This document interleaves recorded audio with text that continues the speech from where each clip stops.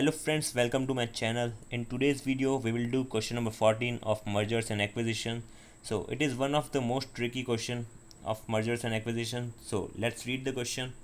Rapid rise in the price of crude oil is leading to a lot of corporate restructuring activities in the oil industry.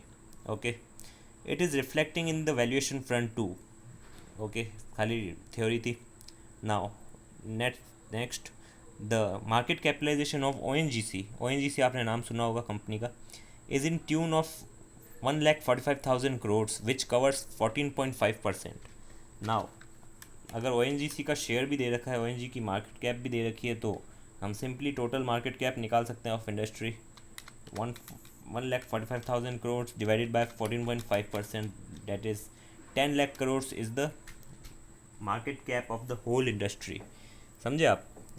Total whole industry का market cap है 10 लाख करोड़. उसमें से 14.5% share रखती है ओ N G C.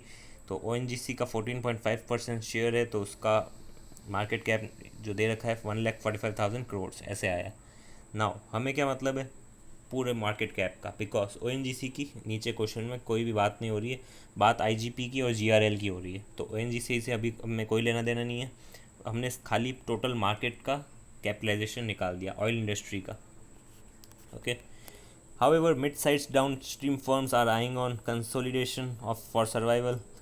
On such company, one such company, IGP, is considering the acquisition of GRL in a stock-for-stock transaction in which GRL would receive 1680 for each share of its common stock. यानी उसको 1680 का stock देंगे बदले में.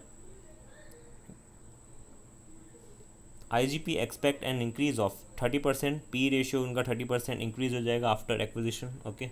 और दे रखा है कि किसी भी तरह की ग्रोथ ड्यू टू सिनर्जी, मतलब no earnings growth due to synergy, यानी अर्निंग्स के बेस पे किसी भी तरह का सिनर्जी नहीं है. सिनर्जी बिल्कुल भी नहीं है, खाली पी रेशियो इंक्रीज होगा आफ्टर मर्जर. कितना? 30%. Okay.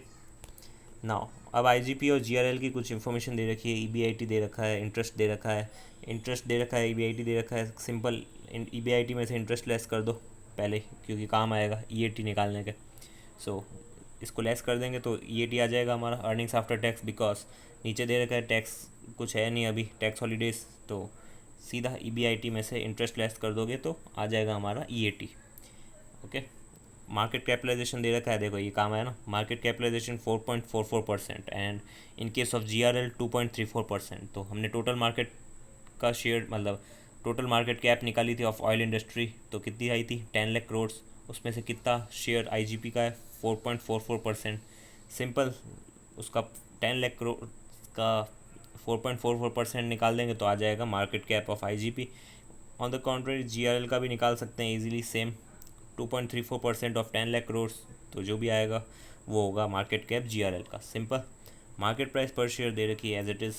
Now we have to calculate post merger share price, post merger equity ownership distribution, purchase price premium, and comment करना है कि डिसीजन जो लिया आईजीपी ने वो सही लिया है या नहीं. तो let's start with the first point. Post merger share price निकालते हैं हम. सो सबसे पहले कुछ इन्फॉर्मेशन ड्रॉ कर लेते हैं. लाइक हमने कैसे ओएनजीसी का शेयर से टोटल मार्केट कैप निकाला. ओएनजीसी का जो मार्केट कैप दे रखा था वो 1,45,000 करोड़ था. डिवाइड किया हमने उसके मार्केट शेयर से. सिंपल हमारा आ गया 10 lakh crore total market cap of the oil industry. अब उसका परसेंट दे रखा था आईजीपी का, यानी आईजीपी का परसेंट कितना था? 4.44% ऑफ टोटल मार्केट कैप. तो हमने वो भी इजीली कैलकुलेट कर दिया, क्योंकि 10 लाख हम टोटल मार्केट कैप निकाल चुके थे ऑफ ऑयल इंडस्ट्री. उसका कितना शेयर आईजीपी के पास था? 4.44%. तो इजीली मार्केट कैप आ गया. जीआरएल का भी आ गया, कोई दिक्कत नहीं है अभी तक.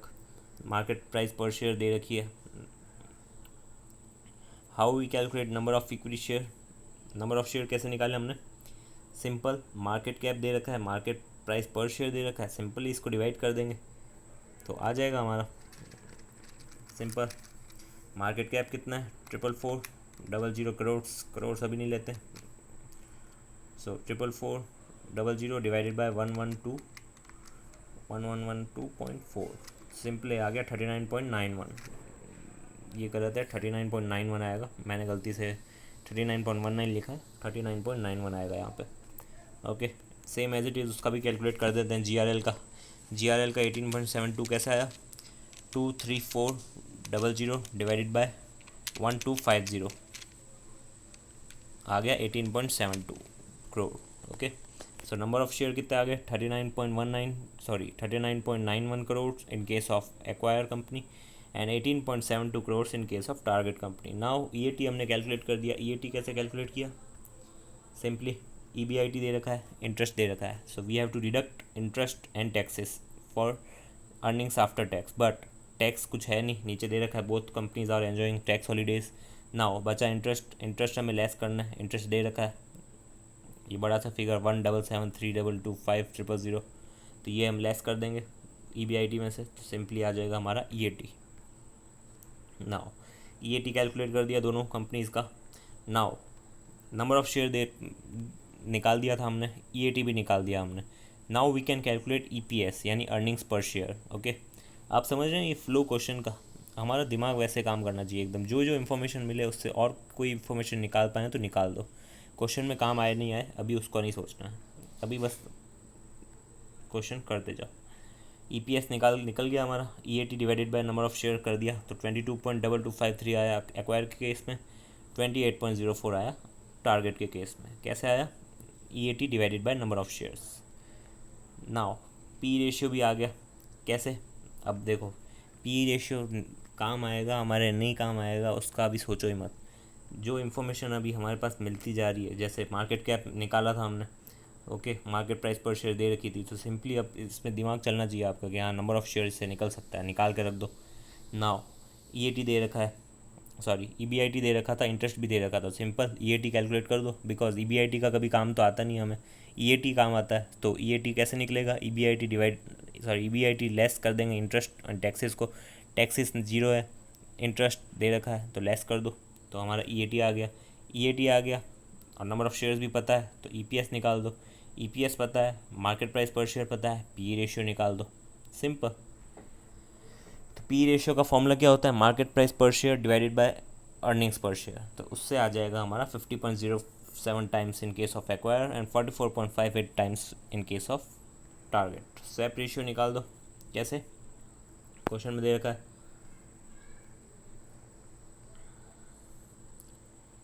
स्टॉक फॉर स्टॉक बेसिस यानी स्टॉक के बेस पे रखना है, तो और स्टॉक भी कितना 1680 देंगे हम टारगेट कंपनी वालों को, तो relevant factor of target company and divided by relevant factor of acquire company, तो आ जाएगा हमारा swap ratio. Relevant factor of target का है 1680, हमें 1680 का स्टॉक देना, डिवाइड करेंगे relevant factor of acquire company जो कि होगा हमारा market price of IGP। Okay, because अगर मार्केट शेयर के बेस पे है, वो तो दे रखा है क्वेश्चन में, stock for stock basis, stock for stock basis में IGP का ये शेयर लेंगे, GRL का ये नहीं ले सकते क्योंकि GRL का 1250 नहीं क्वेश्चन में दे रखा है, 1680 का हम दे रहे हैं उनको कॉमन स्टॉक, तो सिंपली 1680 डिवाइडेड बाय 1112.44, तो आ गया हमारा swap ratio. Okay, now we have to calculate PE ratio में इंक्रीज़ आया है, तो आफ्टर मर्जर PE रेशियो में निकालना पड़ेगा ना, तो PE रेशियो कितना है 50.07 जो IGP का है एक्वायरिंग कंपनी का, जो हमने कैलकुलेट किया ना अभी, यहाँ पे देखो काम आ रही है ना सारी चीज़ें, मल्टीप्लाई कर देंगे 1.3। अब 1.3 कैसे आया, 30% का इंक्रीज़ था क्वेश्चन में दे रखा था, तो अगर 1.3 से इंटू नहीं करना आपको थोड़ा नहीं जम रहा तो प्लस 30% भी कर सकते हो, आंसर दोनों में सेम आएगा, 50.07 प्लस 30% आ गया 65.091। ओके, PE रेशियो भी निकल गया आफ्टर मर्जर। नाउ अब आते हैं मेन क्वेश्चन पे, post merger market price calculate करनी है। अब सारे फिगर्स आप इस फॉर्मूले में रख दो, फॉर्मूला आपको पता होना चाहिए पोस्ट मर्जर मार्केट प्राइस का, PE ratio multiply by combined EAT, ये क्या चीज़ होती है, PE ratio multiply by combined EAT market capitalisation divided by number of shares after merger, तो सिंपली आ गया पोस्ट मर्जर मार्केट प्राइस। इसमें फॉर्मूला है PE ratio multiply by combined EAT earnings after tax divided by n plus delta n। What is n? Number of shares of acquired company. What is delta n? Number of shares issued to target company. Okay.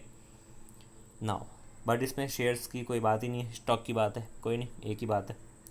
Now P ratio पता है हमको 65.09, क्योंकि after merger कितना हो गया था, 30% का increase हुआ था, तो 65.09 आ गया, multiply by combined E A T. Combined E A T कैसे आया, सिंपल, किसी भी तरह की सिनर्जी तो है नहीं, तो सिंपल ई ए टी जो है इन दोनों को ऐड कर दो, 88 वाला जो फिगर है 525 वाला फिगर को ऐड करेंगे तो आ जाएगा ये figure, simple. Now N, N क्या, number of shares of acquire कितने थे, 39.91 crore, plus number of shares issue to target, यानी नंबर जो भी स्टॉक इशू किया है उनको कितना किया, जो स्वैप रेशियो है उसको मल्टीप्लाई करेंगे किससे, number of shares of target company, swap ratio कितना है 1.5, simply multiplied by number of shares of target company, जो कि हम हमेशा करते हैं। सिंपल इसको सॉल्व करेंगे तो आएगा 1347.70, जो आ गया हमारा post merger market price. Now we have to calculate post merger equity ownership distribution. Equity ownership distribution क्या होगा आईजीपी का और जीआरएल का, तो हम इजीली निकाल सकते हैं। कैसे, इक्विटी ओनरशिप डिस्ट्रीब्यूशन क्या होता है, टोटल नंबर ऑफ शेयर्स निकालेंगे पहले, उसमें से एक्वायर का कितने शेयर्स है एंड टारगेट के कितने शेयर्स है उसका परसेंट निकाल देंगे, simple. Total number of shares हमने अभी ऊपर निकाले थे, ये जो नीचे था ना, एन प्लस डेल्टा एन को क्या बोलते हैं, total number of shares after merger, okay. So total share of after merger कितने, 39.91 जो कि एक्वायर के शेयर्स, एंड 18.72 जो कि है टारगेट के shares, but we have to multiply it by swap ratio because we have to calculate number of share issued to target company, okay. उनके जितने हैं वो नहीं, हमने कितने शेयर दिए हैं उसको, वो चीज़, तो we I simply multiply by 1.5, तो हमारा नंबर ऑफ शेयर्स आ गए 68.1772 crore, simple. Now total number of shares आ गए, अब एक्वायर के कितने शेयर्स थे 39.91, टोटल कितने 68.1772 जो हमने कैलकुलेट किया, सिंपल डिवाइड करेंगे तो आ जाएगा 58.54 जो कि होगा एक्वायर का share, and same as it is method इसमें अप्लाई करेंगे टारगेट में। टारगेट के नंबर ऑफ शेयर्स कितने आफ्टर मर्जर कैसे कैलकुलेट करेंगे, सिंपल, अभी कितने हैं 18.72, we have to multiply it by swap ratio 1.5, simple, आ गया 28.28 divided by total number of shares जो कि हमने अभी कैलकुलेट किया 68.1772, तो हमारा परसेंट निकल गया 41.46%, okay. Now we have to calculate purchase price premium. अब प्रीमियम ये नहीं दे रखा कि परसेंट में निकालना है या वैल्यू देनी है, बट हम दोनों मेथड से कर देंगे, कोई टाइम तो लगना नहीं है, एग्ज़ाम में रिस्क नहीं लेने का, सीधा सीधा दोनों मेथड से कर देंगे। परचेज प्राइस प्रीमियम क्या होता है, हम जितनी प्राइस थी उस पर कितनी एक्स्ट्रा हमने पे की, तो कितनी प्राइस थी 1250, क्वेश्चन में गिवन है, क्वेश्चन में गिवन है जीआरएल के मार्केट प्राइस कितनी थी 1250, बट हमने पे कितनी की 1680, सिंपल, दोनों का डिफरेंस जो है वो होगा प्रीमियम। प्रीमियम कितना है 430, but we have also calculated percentage, तो परसेंट निकालने के लिए 430 डिवाइडेड बाय कितनी पहले थी 1250 मल्टीप्लाई बाय 100% आ गया 34.40%, जो कि है परचेज प्राइस प्रीमियम। नाउ हमसे क्या पूछा है, comment on the decision taken by IGP. IGP ने जो डिसीजन लिया है उसके ऊपर कुछ कमेंट दीजिए। अब कमेंट क्या देंगे हम कमेंट कैसे देंगे, आईजीपी के बारे में पूछा है खाली, है ना, कहा है कि डिसीजन जो आईजीपी ने लिया है, यानी जो एक्वायरिंग कंपनी है आईजीपी, उसने जो डिसीजन लिया है वो सही लिया है या नहीं लिया है। अब ये कैसे पता चलेगा, हमें कंपेयर करना पड़ेगा, क्या आईजीपी की पहले की प्राइस, आईजीपी की बाद की प्राइस। पहले की प्राइस क्या है 1112.40, आफ्टर मर्जर प्राइस क्या हो गई 1347.70, सिंपल, यानी मार्केट प्राइस अच्छी हो गई ना, पहले कितनी थी 1100 के आसपास, अब हो गई टोटल 1300 के आसपास, तो सिंपल हमें दिख रहा है कि आईजीपी ने गेन किया है। तो सिंपल हम कहेंगे कि आईजीपी का जो भी डिसीजन उसने लिया एकदम परफेक्ट था, जस्ट बिकॉज उसकी जो प्री मर्जर मार्केट प्राइस थी उससे कई ज़्यादा इंक्रीज़ हो गई और पोस्ट मर्जर मार्केट प्राइस उसकी आई 1347, तो टोटल डिफरेंस उसका कितना आया, पहले थी मार्केट प्राइस 1112.40 और अब हो गई market price post merger market price जो है वो हो गई 1347.7, तो टोटल 235.3 का उसको गेन हुआ। तो इसीलिए आईजीपी ने जो भी डिसीजन लिया वो एकदम करेक्ट है। तो ये हम कमेंट करके आना है, सिंपल। तो सिंपल सा क्वेश्चन था, इसमें ऐसा कुछ था नहीं, बस थोड़ा सा ट्रिकी पॉइंट्स थे और अमाउंट आपको बढ़ा के दे दिया है जैसे रियल लाइफ में कंपनीज़ का होता है। तो ये इसको देख के घबराना नहीं है बिल्कुल। नाउ एक बार समरी दे देता हूँ वापस क्वेश्चन नंबर 14 की। सबसे पहले हमने क्या किया, ओएनजीसी का मार्केट कैप दे रखा है और उसका परसेंट भी दे रखा है, मार्केट शेयर परसेंट। सो दोनों चीज़ें दे रखी है। अब ओएनजीसी की बात आगे कई कंपनी में कर नहीं रहे हैं, कंपनी कौन सी, आईजीपी एंड जीआरएल। तो ओएनजीसी की बात कर रहे हैं तो कोई ना कोई मीनिंग होगा। तो हमने ये दिमाग लगाया और हमने total market cap of the oil industry निकाल दी थ्रू ओएनजीसी, क्योंकि ओएनजीसी का दे रखा था मार्केट शेयर और उसकी मार्केट कैप भी दे रखी थी। तो सिंपल हम टोटल ओवरऑल इंडस्ट्री की मार्केट कैप निकाल सकते थे, हमने निकाली। उसके बाद कुछ ऐसी बातें दे रखी थी कि आईजीपी एक्वायर कर रही है जीआरएल को और उसको जो कितने का स्टॉक दे रही है 1680 का, बाकी उसका है कितने का 1250 का, तो थोड़ा एक्स्ट्रा दे रही है। Okay, now after merger P ratio में इंक्रीज़ हो रहा है 30%, that is okay. And no earnings due to synergy, मतलब सिनर्जी के बिल्कुल भी चांस नहीं है, यानी अर्निंग्स में किसी भी तरह की सिनर्जी नहीं है। अब ये क्यों दिया आपको पता है, क्योंकि ई8 कंबाइंड ईएटी निकालने के लिए, क्योंकि ईएटी हमने कैसे निकाला, ईबीआईटी में से लेस कर दिया इंटरेस्ट और ईएटी आ गया, दोनों की ईएटी को मर्ज किया तो कंबाइंड ईएटी आ गया। अब सिनर्जी नहीं है तभी तो हमने ये कर पाया, नहीं तो हम डाउट रह जाता कि सिनर्जी है। तो इसीलिए ये पॉइंट क्लियर करने के लिए दिया है। ना ईएटी हमने कैसे निकाला था, ईबीआईटी में से लेस किया था interest and taxes, tax zero है तो इंटरेस्ट हमने लेस कर दिया। मार्केट कैप का परसेंट दे रखा था, हमने total market cap of oil industry निकाल रखा है। आईजीपी का परसेंट दे रखा है 4.44, सिंपली 10 लाख करोड़ का 4.44% करके हमने आईजीपी का मार्केट कैप निकाल दिया। एंड जीआरएल का भी सेम ऐसे ही निकाल दिया।